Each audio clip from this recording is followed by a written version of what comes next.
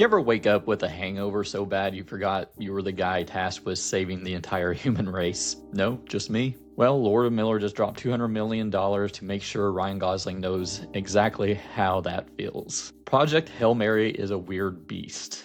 It's a movie that sits you down, hands you a slide rule, and then tells you a joke about a space poop while the literal sun is dying. It's got the we're all gonna die stakes of Interstellar, but the let's just science the hell out of this blue color grit that makes you want to go buy a lab coat and 12 pack of domestic tall boys. It shouldn't work. It's a buddy cop movie where one of the cops is a 5-legged rock spider who talks in musical chords.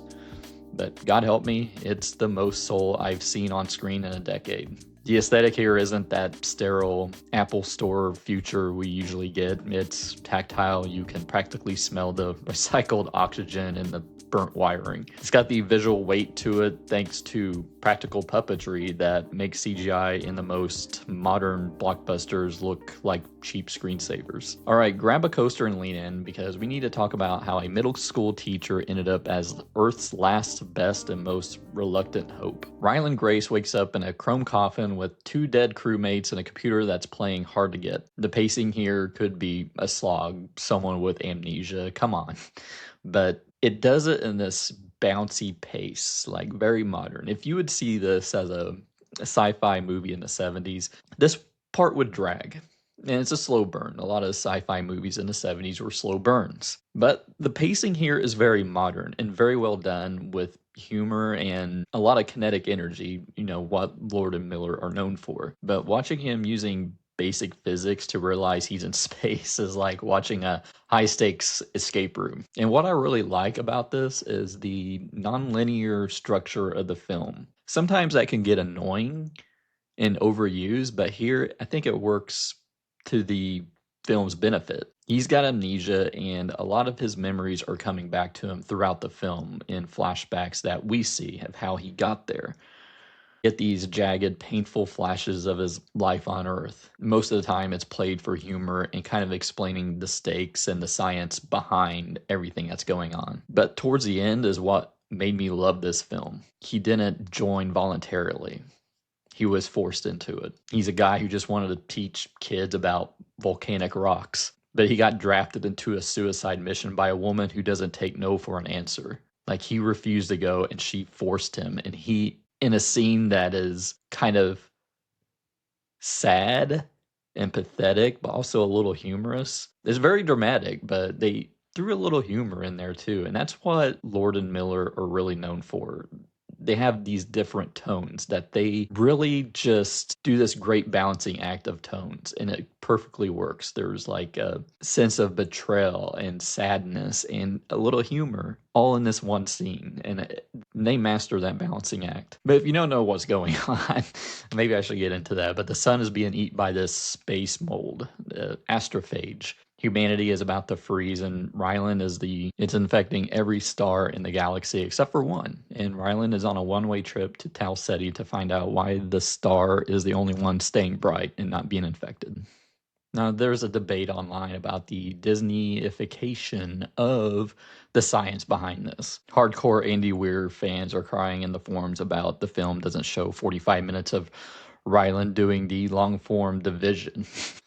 My take is dumbing down is actually probably good streamlining for a $200 million movie. You don't need the math. It's not a book, it's a movie. We just need the vibe. And then there's the Gosling factor, which people have said he's just too hot for the role. I haven't read the book, but apparently he's an overweight, balding guy. And granted, I might give this to them a little bit. I mean, I think American movies, people are just too attractive. A lot of these studios go for very attractive people over talent, but Gosling is a very talented actor. He tries to do the socially awkward nerd with physical comedy that feels genuine, but he definitely doesn't seem like a scientist or a school teacher. He just too good looking and toned for that, but he does a great job in this. He's not an action hero in this. He shows a lot of vulnerability. He's got great comedic timing in this as well, and he really sells the emotional parts as well. And he's not an action hero in this. This guy, he's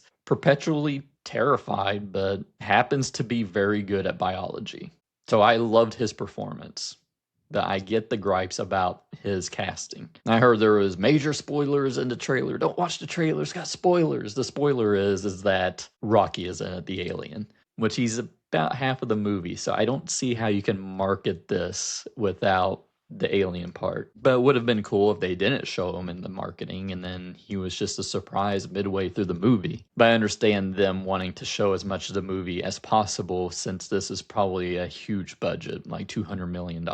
But the way they introduce Rocky in this is like a space horror movie.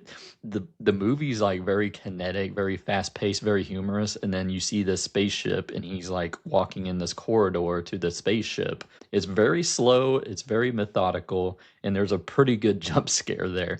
And it would have been cool if I didn't know there was an alien there because I didn't read the book. But again, I understand why they did. But I try not to watch the trailer. It showed in the theater all the time, so I couldn't avoid it. Now, Rocky, the spider alien rock thing, is the MVP of this movie. He carries this movie. I liken him to E.T. on the spectrum. He's funny and awkward in the way he doesn't get humor because of the language barrier, but the way he just keeps repeating words like dirty, dirty, dirty, and says question after after asking a question, but he's a real bro. The chemistry between the guy in the jumpsuit and a pile of Xenonite crusted puppetry is more convincing than most rom-coms. Their relationship is the core of this movie. It's the emotional weight, it's the humor, it's the camaraderie of it. And I talked about the tonal tightrope before, but Lord and Miller are the only ones that could balance the comedy of errors, like with the crushing weight of isolation. 1 minute you're laughing at Grace's aha moments, and then you're feeling the gut punch of his loneliness. The action, the emotional gut punches, the humor is just masterfully just doled out in the entire film. And you absolutely need to see this on the best sound system and the best screen possible. I watched it in Dolby, and I love Dolby, and this really exemplifies why you need to watch it in Dolby. In IMAX, I mean, IMAX is good too, but I don't know.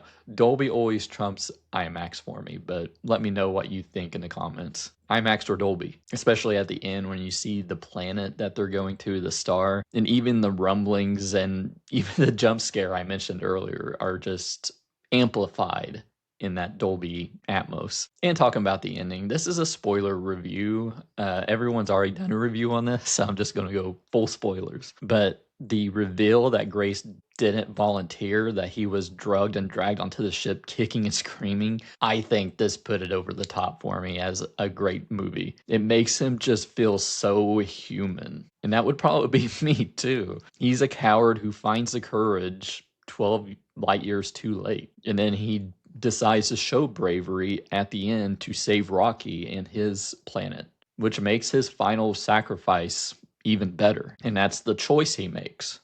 Grace has the fuel to go home. It was originally a suicide mission, and Rocky gave him the remaining fuel that he needed to get home. He has the solution for Earth, to save Earth, but he realizes Rocky's ship is a leak bucket because of the evolved Tomeba. He gives up his oxygen, his home, and his life to save his friend. It's just an incredible redemption arc. And then there's a scene that I guess wasn't in the books. A lot of people complained that in the books you don't really hear about Earth or how they are handling everything that's happening to the dying planet, or if they received the Tomeba that was going to save them. But the movie adds a scene of an elderly Eva Stratt on frozen Earth watching Grace's logs. I think it's just enough, very satisfying glimpse of Earth without showing too much or going too far into it. It leaves it a little ambiguous, but it also gives a sense of scale. And then we see Grace in his own ecosystem before he's able to go back to Earth, but decides to stay a little bit longer to teach some little arid children.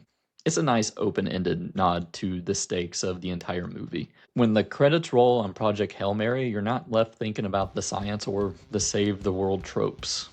You're left with this heavy, beautiful realization that friendship isn't just a luxury, it's a survival mechanism. The movie argues that the universe is cold, dark, and indifferent, but who's willing to share their Libestrom with you? It's a place worth saving.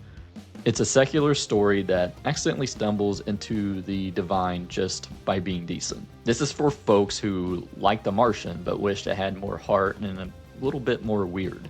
It's for the sci-fi nerds, obviously, but it's also for your spouse who hates space movies. Because my wife hates sci-fi movies and she thought this was the best movie of the year so far.